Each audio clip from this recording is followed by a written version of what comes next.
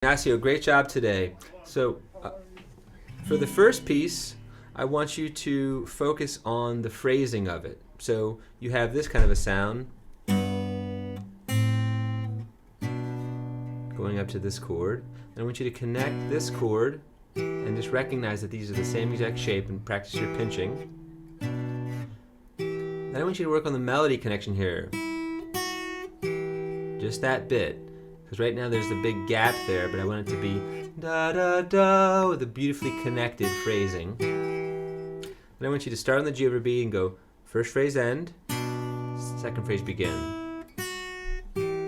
That's a nice exercise for you. So you get.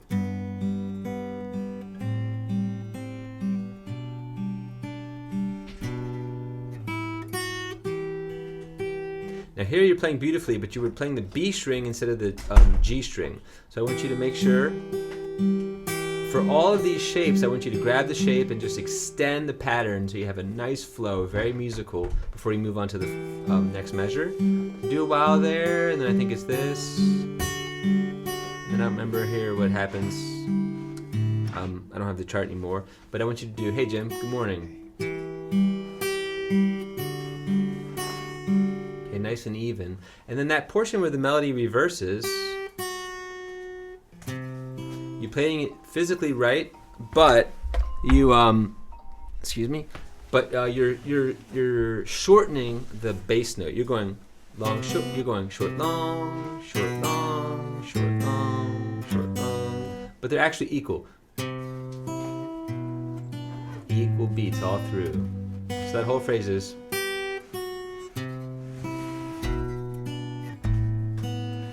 The way to practice is just take the first one and just force yourself to make them two equal beats, and then move on to the second, and so forth until you have. I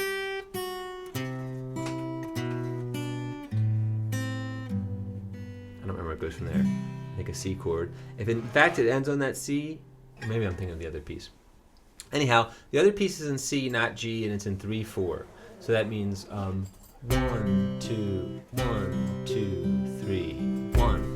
2. And the 1 is where the accent is, so that's where the sort of pulse is in your mind. 1, 2, 3, 1, 2, 3. Play a proper C chord. Don't let this finger dangle because it gets really tense. This is just a basic C harmony with your pinky shifting from 1 to 2. Or no, it's not shifting, it's just coming off.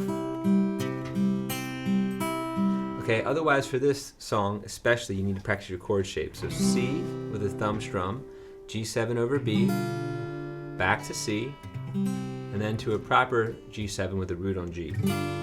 Those are your three positions, and if you can nail those, the rest should come into focus pretty easily, especially if you slow it down and just take each measure, do a real peaceful exercise where your right hand kind of sinks into its flow there. Have fun!